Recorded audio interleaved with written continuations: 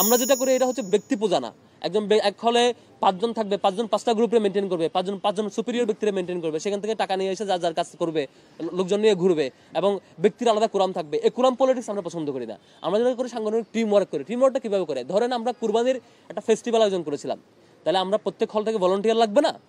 Volunteer ওই সময়ের জন্য একটা সাময়িক টিম ওয়ার্কের জন্য একটা ভলান্টিয়ার টিম লাগবে। আমরা মনে করেন ফার্স্ট এড বক্স দিয়েছি, হলের প্রশাসনের কাছে ফার্স্ট এড বক্স পৌঁছে দেওয়া হবে।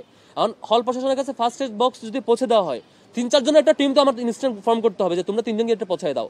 অর্থাৎ এজেন্ডা বেসিসে যখন যারা বাস্তবায়ন করবে আমাদের ভলান্টিয়ার টিম হয়, এটাকে বলেছিলাম আমি টিম। যখন যে কাজ বাস্তবায়ন করা হয় সেই কাজ সুন্দর টিম ওয়ার্কের মধ্যে দিয়ে সম্পন্ন হওয়ার জন্য আমাদের নানান ভলান্টিয়ার টিম লাগে। এটা হচ্ছে ভলান্টিয়ার টিম।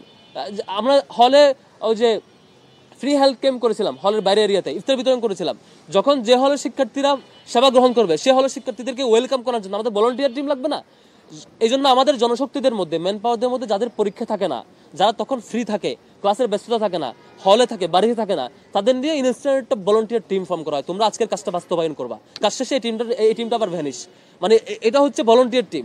এখন যারা এটা বুঝে না, যারা বুঝে ব্যক্তি রাজনীতি, যারা বুঝে স্বার্থের রাজনীতি, যারা বুঝে চাঁদাবাজির রাজনীতি, যারা বুঝে হচ্ছে গ্রুপ মেনটেনের রাজনীতি, তারা কখনো টিম ওয়ার্ক বুঝবেন না। তারা এটা নিয়ে অপপ্রচার করবে, খুবই স্বাভাবিক।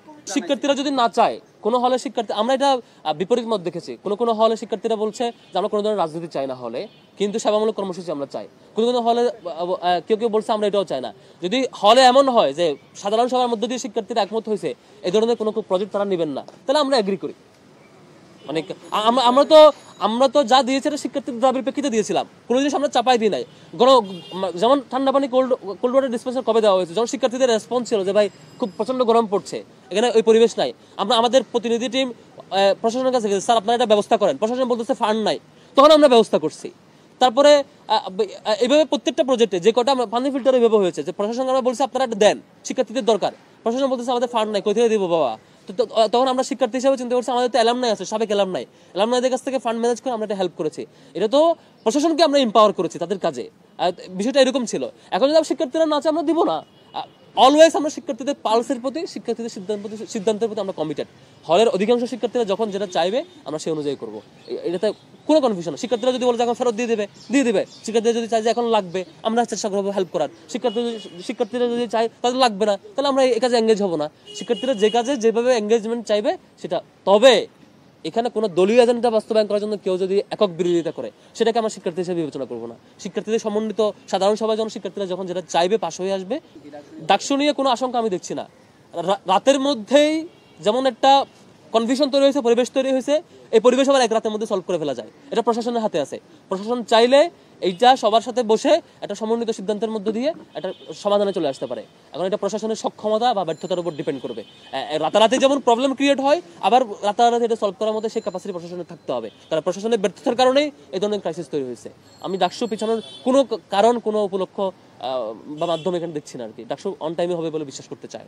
ওই শিক্ষার্থীর রাজনৈতিক পরিচয় খুঁজবেন, যে শিক্ষার্থীটা বলবে তার রাজনৈতিক পরিচয় নিশ্চিত পাবেন। উইদাউট রাজনৈতিক আইডেন্টিটি ছাড়া যদি কোনো শিক্ষার্থী এরকম বলে আমার সাথে বসায় দিবেন, তার কাছে আমি রিকমেন্ডেশন নেব। আর কিভাবে করলে এটাকে পাবলিক সংগঠন বলে। গত এই 5-7 মাস সময়ে ছাত্র শিবির যে ম্যাসিভ পর্যায়ে প্রোগ্রাম করছে, পাবলিক ইভেন্ট, তার ধারে কাছে কোনো সংগঠন করে নাই। তাও যদি কেউ এটা অভিযোগ দেয় তার কাছ থেকে আমি রিকমেন্ডেশন চাইবো, ভাই আর কিভাবে কাজ করতে পারি, রিকমেন্ডেশন দিবেন। আমার সংগঠনের কমিটি তো আমি দেই ভাই, আপনি তো দেন না। এখন যদি আমি কমিটি দেই নাই আর আমার উপর বলে যে কমিটি দাও, তাহলে কি আমার সংগঠনের পুলিশ আপনি ঠিক করবেন? তাহলে এটা তো ডাবল স্ট্যান্ডার্ড গিরি। কালকে একজন দেখলাম, বেশ হাসলাম অনেকক্ষণ, একজন বলেছে ছাত্র দলের কমিটি বিলুপ্ত করতে হবে আর শিবিরকে কমিটি দিতে হবে। একজনের বক্তব্য দেখলাম, আমি অনেকক্ষণ হাসলাম। মানে অদ্ভুত ব্যাপার, শিবির কমিটি সে দিবেন, আমি দিব।